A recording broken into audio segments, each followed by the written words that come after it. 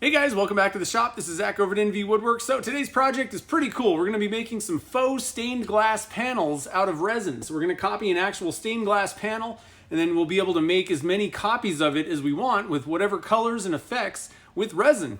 So stay tuned, let's get started.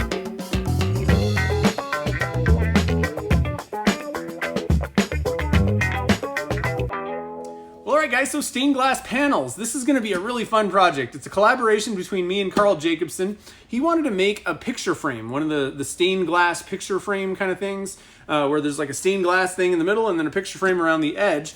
And he called me up and said, hey, do you think you can make some resin panels, for like the stained glass? And I thought, yeah, that should be pretty easy, no problem. So for this project, Carl sent me a picture, and he needed some glass panels that match these colors. So we got a few panels to make. Going to be kind of cool seeing this project come together. My part of the project is just to get the panels so that he can scroll saw out the little shapes so that it'll make that picture. So I'm pretty excited to see how this thing turns out. We're going to have to do a little bit of color matching slightly and doing some effects for the white parts of this picture. We're going to add a little bit of mica powder to that to kind of make it pearly. And I think it's a pretty cool project because basically we can take one stained glass panel. We had to buy one of them. And we'll use that as a template. We're going to make a mold of it using silicone, and then basically we can just make as many copies of it as we want using whatever colors, whatever effects, all kinds of different stuff. So I think it's a really fun project. So to get started, let's kind of go through some of the supplies, tools, and all that kind of stuff that you're going to need for this project. So here's the basic supplies that we're going to be using. First off, we're going to need a stained glass panel to make a copy of. We're going to be making a mold box to pour our silicone in to make the copies of this. So I'm just using corrugated plastic. This is a pretty cheap product to use to make walls and to make your mold box with. We're going to hot glue the walls up, and then once they're in place, we're going to pour our silicone rubber over this. It'll set up, and then we can make copies of this panel using resin. You're also going to need some silicone rubber. I'm using a product called Amazing Mold Rubber today. It's made by Alumilite. I actually called them up because I wanted to try this one out. I hadn't tried it yet. I think it's a pretty user-friendly one. So we're going to give this a shot, see how it works. I think pretty much any silicone will work though, so this one should do fine. And then for my resin, I'm going to use Liquid Diamonds Epoxy. It's a slow setting resin. It'll work great for this. I won't be able to get this, mold once it's made into a pressure pot. So I'm going to be using a slow setting resin instead of Alumilite Clear so that we can make sure that all the air bubbles get, removed without having to use pressure. The things that you're going to need that I didn't show you are, mixing cups, stir sticks, gloves, and then dyes and or mica powders, depending on what kind of effects you want to get when you start pouring your panels with the resin. So now that we have all of our supplies ready, let's start building up this mold box and get our silicone poured in there so we can start making our resin copies of it.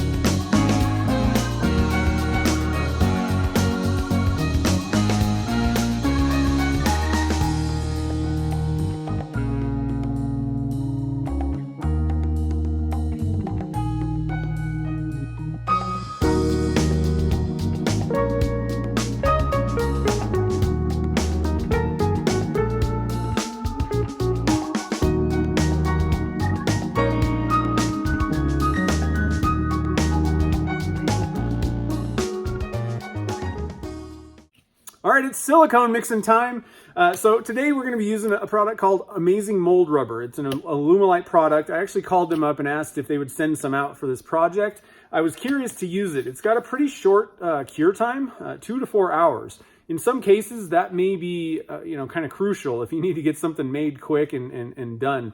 So I wanted to try it out. I'm actually not going to benefit from the 2 to 4 hour demold time on this. I'm doing this at the end of the day, so I'm going to have to wait and come back tomorrow. However, I still wanted to try it out and see, is it a good product to use for molds? Because with that short time, may be beneficial. It's got a 10-to-1 by weight mixing ratio, and it's pretty thin viscosity. That's something that is important to me. I don't like mixing up thick viscosity silicones. Some of them, it literally just gets tiring mixing the stuff up. So this should be pretty thin, I think. I was looking at the viscosity number on it, and it's on the lower end. So hopefully that'll be nice and easy to mix up, and it'll be a pretty good product to use.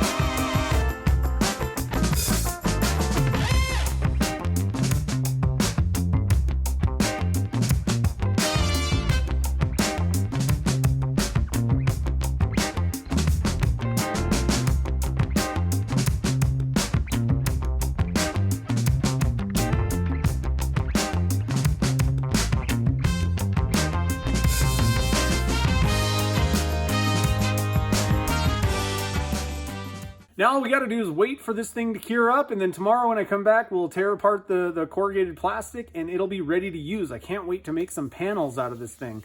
The next morning. All right, it's looking pretty good. Nice and firmed up and cured. Let's break this thing apart. Might be a little tough, but I think we can do it with a little bit of help from the knife.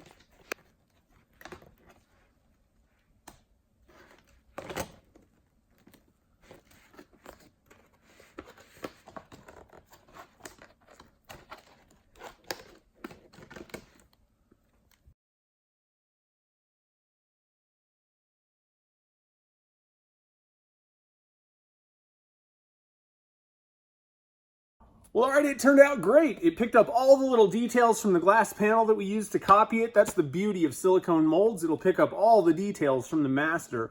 It's going to be great, so I can't wait to start pouring some resin in here. Let's do this.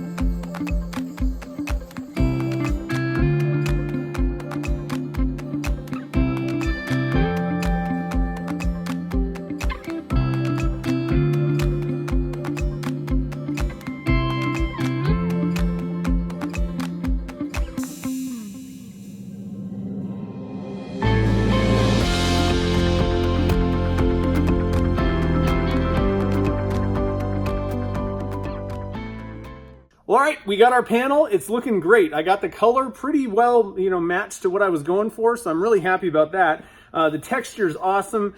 Really cool panel. Now, a couple notes. It's a little soft still. Just pulling it out, 24 hours later, liquid diamonds, especially something that thin, is going to take a little while to kind of fully harden up. So I'm going to leave it on a flat surface, and over the next 5 to 7 days, it should harden up nicely. I'll keep an eye on that, though. The other thing is, you might have noticed it was a little bit difficult to demold. Next time, I'm going to use a mold release spray. That should make it pop right out at the end. So at this point, all we got to do is just keep pouring panels.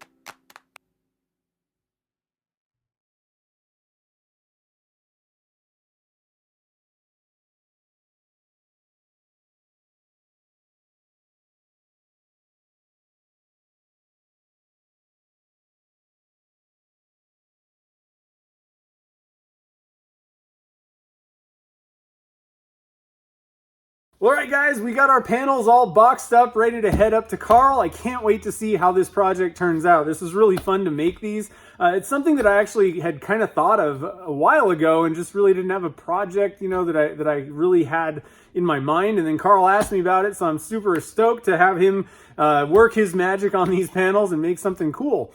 A couple of little notes. I'm not sure if I'm giving anything away, but the stained glass panels, he's got a few challenges with this project and how he's going to try to tackle like the divisions, like the fake lead things that go between the little panels to make the picture. He's going to be using milli putt, I'm not sure what, the epoxy putty stuff. So I'm really excited to see how that works out and just see this project come together. Carl always does an awesome job, so it's always a pleasure to be able to supply some resin castings for him. Now, a couple of notes about this project. One thing that I'll say is 12 by 12 panels, man, it's going to get, depending on how many colors you're making, it's going to get expensive. I was using 360 grams per panel, and that's to make a 1/8 inch thick 12 by 12 panel of these.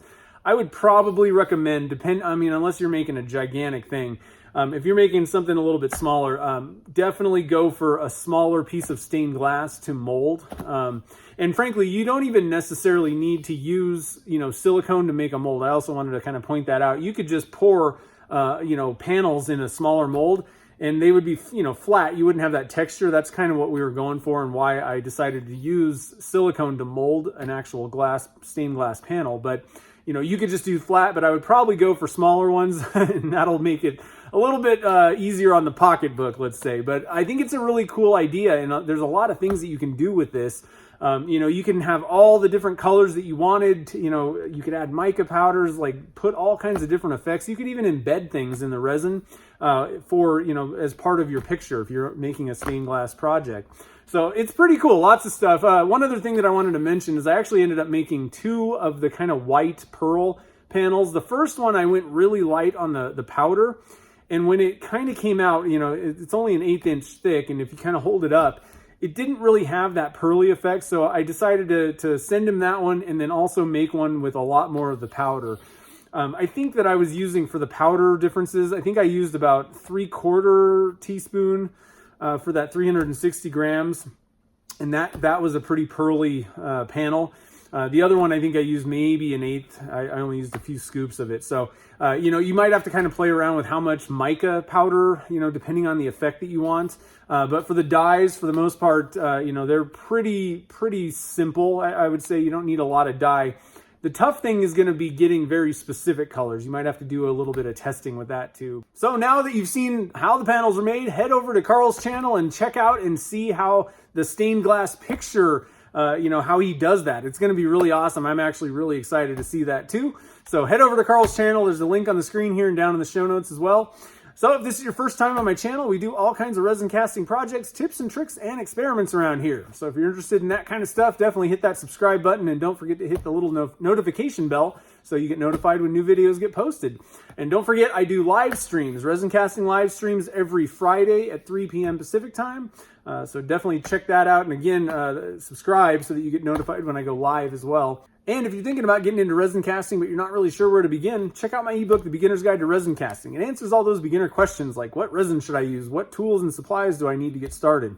It'll help get you over that initial learning curve so you can get into the shop and start doing some resin casting of your own. It's available on my website. If you're interested in checking it out, there'll be a link on the screen here and down in the show notes as well. So until next time, guys, thanks for watching this video, and I'll see you in the next one.